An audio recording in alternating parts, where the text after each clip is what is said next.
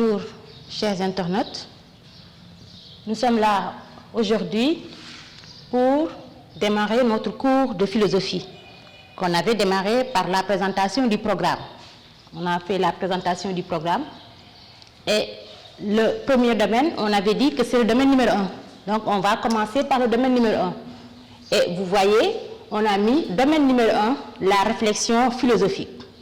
Ce domaine-là, comme on vous l'avait dit, est composé d'axes majeurs. Le premier axe majeur, c'est les origines et la spécificité de la réflexion philosophique. On avait dit aussi que le domaine numéro 1 a un objectif. L'objectif, c'est de nous faire connaître la discipline et c'est pourquoi la question à laquelle il répond, c'est la question « Qu'est-ce que la philosophie ?» Et donc, puisque nous nous engageons à nous confronter avec cette nouvelle discipline qu'est la philosophie, n'est-ce pas? On commence donc par, lorsqu'on commence par l'axe majeur, on est censé, n'est-ce pas, poser cette question-là qu'on appelle « Qu'est-ce que la philosophie ?» D'abord, avec l'axe majeur, on peut avoir des renseignements sur cette discipline sans pour autant la connaître. Lorsqu'on regarde l'intitulé de l'axe majeur, il y a des éléments que l'on peut apprendre. Parce que l'axe majeur dit « les origines ». Donc ici, il faut savoir qu'on aura affaire à plusieurs origines. Plusieurs origines. Maintenant, quelles sont ces origines auxquelles on va faire appel? On ne sait pas encore, mais en tout cas, il y a une pluralité d'origines, au moins deux. Ensuite, il nous dit et la spécificité. La spécificité, c'est quoi? C'est le caractère spécifique, le caractère particulier, la différence que cette discipline-là pourrait avoir par rapport aux autres formes de connaissances. Donc, dans l'intitulé de l'axe majeur, on sent déjà la particularité de cette discipline. On sent qu'elle n'est pas comme les autres, parce qu'on nous parle des origines. Lorsqu'on s'intéresse par exemple à l'histoire ou bien à la biologie, à toutes ces formes de connaissances, il n'est pas possible, lorsqu'on les définit, qu'on puisse parler des origines de l'histoire ou bien encore des origines de la biologie. Peut-être que s'il ça renvoie à un lieu de naissance, c'est un seul lieu de naissance. Mais ici, on nous parle des origines, on nous parle aussi du caractère particulier, singulier de cette discipline. Maintenant, tout cela, qu'est-ce que cela signifie? On ne peut le savoir que lorsqu'on va vers les contenus indicatifs qui vont nous permettre de détailler, n'est-ce pas, l'axe majeur. Donc, la question que l'on doit poser, c'est la question « Qu'est-ce que la philosophie ?» Puisqu'on ne la connaît pas encore, donc on va mettre ici grand 1. Qu'est-ce que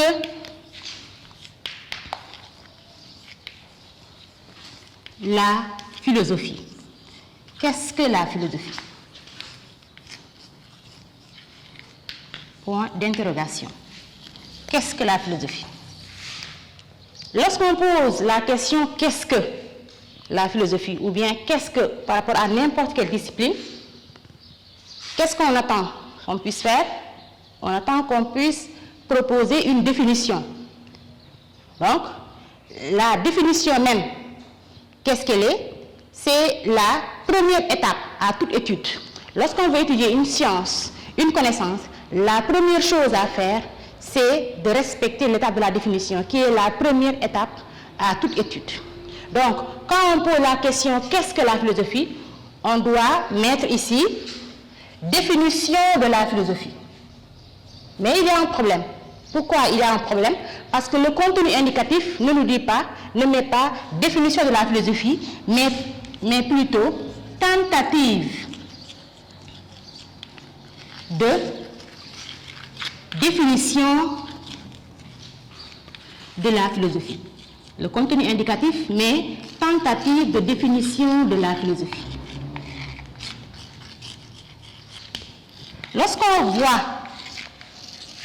Lorsqu'on fait attention au mot tentative de définition de la philosophie, on peut observer un petit recul et se dire qu'on ne va pas commencer tout de suite à définir la philosophie. Pourquoi on ne va pas commencer à définir la philosophie?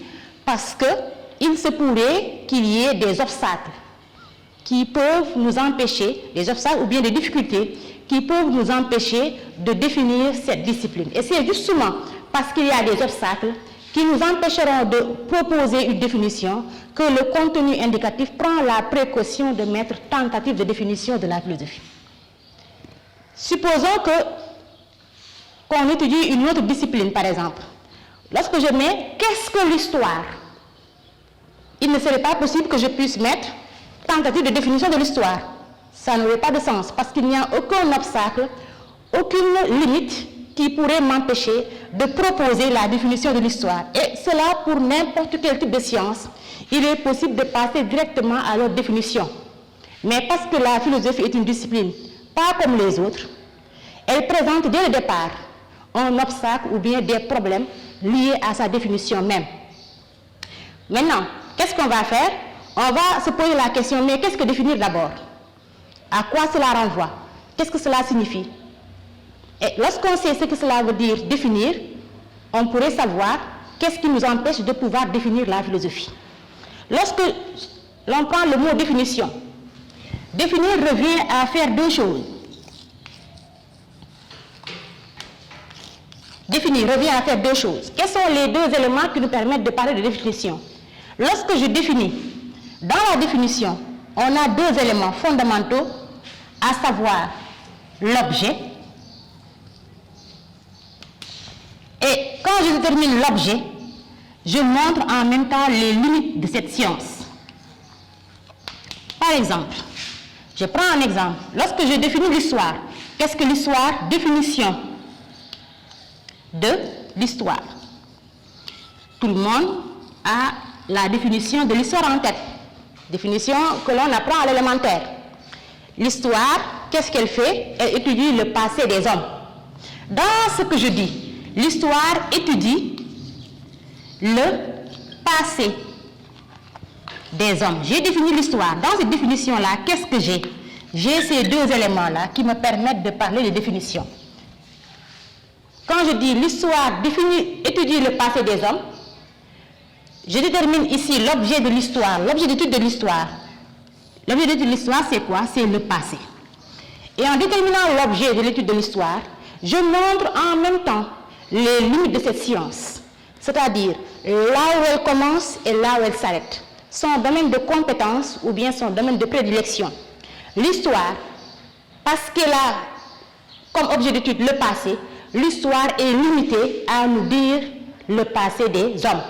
Lorsque je veux comprendre le futur ou bien le présent des hommes, je dois faire appel à une autre science. L'histoire n'est habilitée qu'à me donner des connaissances sur le passé. Donc, définir revient à déterminer l'objet et à montrer des limites de la science que l'on veut étudier. Donc, si définir revient à ces deux éléments-là, définir la philosophie reviendra à faire quoi? À déterminer son objet et à montrer ses limites. Or, l'obstacle qui justifie le mot tentative ici, c'est quoi? C'est que la philosophie, lorsque je voudrais chercher un objet ou bien montrer ses limites, je me rends compte dès le départ que cette discipline-là n'a ni objet ni limite. Et parce que justement elle n'a ni objet ni limite, je ne pourrai pas la définir. Mais est-ce que le fait qu'elle ne puisse pas être définie pourrait empêcher qu'on puisse la définir? Non, parce que la définition est la première étape à toute étude. Lorsque je veux étudier une science, la première chose à faire, c'est de la définir pour savoir ce qu'elle est et ce qu'elle n'est pas. Lorsque je saute l'étape de la définition, tout ce que je pourrais dire sur cette discipline-là pourrait être considéré comme étant des préjugés, parce que je la juge sans la connaître. La connaissance passe par la définition. Cela qui va justifier le fait que, malgré les obstacles, cet obstacle-là, ce premier obstacle que nous avons vu, il va falloir la définir. Donc, le fait qu'elle n'a ni objet ni limite est un obstacle. Donc, elle ne peut pas être définie. Mais ce n'est pas ce seul obstacle-là qui existe. Donc, elle n'a ni objet ni limite, elle ne peut pas être définie. Ensuite, on se rend compte qu'il n'existe pas une définition de la philosophie, mais plusieurs définitions de la philosophie. C'est-à-dire que chaque philosophe cherche à faire prévaloir sa propre définition et pense que la définition qu'il a de la philosophie est la définition de la philosophie. Or, ce que chaque philosophe propose n'est qu'une définition. Elle ne peut jamais être la définition de la philosophie. Lorsque je propose la définition de l'histoire, cette définition-là, elle n'est pas une définition de l'histoire, c'est la définition de l'histoire. Or, en philosophie, qu'est-ce qui se passe? C'est que chaque philosophe a sa propre définition et cherche à l'imposer et à la faire valoir et pense même que sa définition est la meilleure. Ce qui fait qu'on a ici, n'est-ce pas, en quelque sorte, un chaos que chacun cherche à mettre en avant sa position ou bien encore sa vision de la philosophie, de telle sorte qu'un philosophe allemand nommé Karl Jasper nous dira que la philosophie est comme un champ de bataille. Champ de bataille, ça fait penser, n'est-ce pas, à un affrontement. Mais cet affrontement-là est assez spécial, c'est un affrontement d'idées. Ce sont les idées qui s'affrontent, chacun sur la base d'une argumentation cohérente, profonde, n'est-ce pas, pertinente, cherche à imposer, à faire prévaloir ses connaissances sur la philosophie ou bien sur sa vision de la philosophie. Donc, le premier obstacle, c'est que la philosophie n'a ni objet ni limite, donc elle ne peut pas être définie.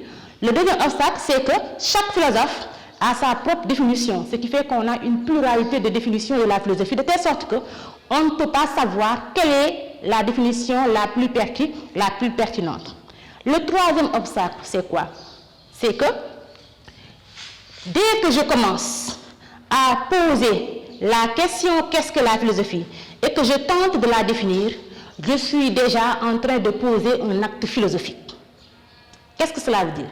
Cela veut dire que dans les autres disciplines, la question de la définition nous prépare à faire cette discipline. Donc c'est une étape préparatoire, préliminaire.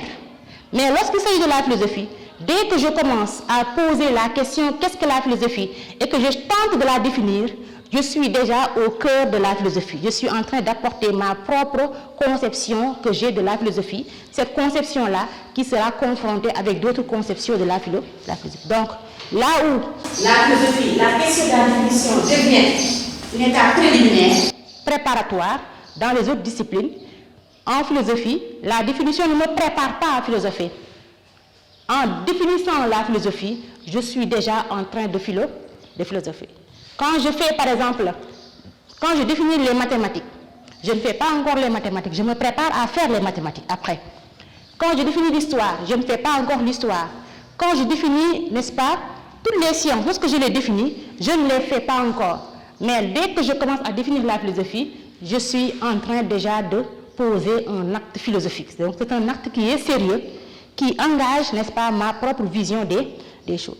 Donc, si nous résumons, on peut dire que la question qu'est-ce que la philosophie, lorsqu'on la pose, le contenu indicatif nous montre déjà qu'il y a des difficultés par le mot tentative. Et ces difficultés-là, à quoi cela renvoie? Au fait que lorsque définir veut dire déterminer l'objet et montrer les limites, on se rendra compte que la philosophie n'a ni objet ni limite. Donc, il n'est pas possible qu'on puisse la définir. Cela montre quoi? Qu'il n'y a pas un consensus à une approche définitionnelle de la philosophie. Les philosophes ne sont pas tombés d'accord sur la définition de la philosophie. Ensuite, le deuxième obstacle, c'est que, n'est-ce pas, le deuxième obstacle renvoie au fait que, puisqu'il n'a ni objet ni limite, c'est le premier obstacle. Le deuxième obstacle renvoie au fait qu'il y a plusieurs définitions de la philosophie. Et chaque philosophe cherche à faire prévaloir sa propre définition.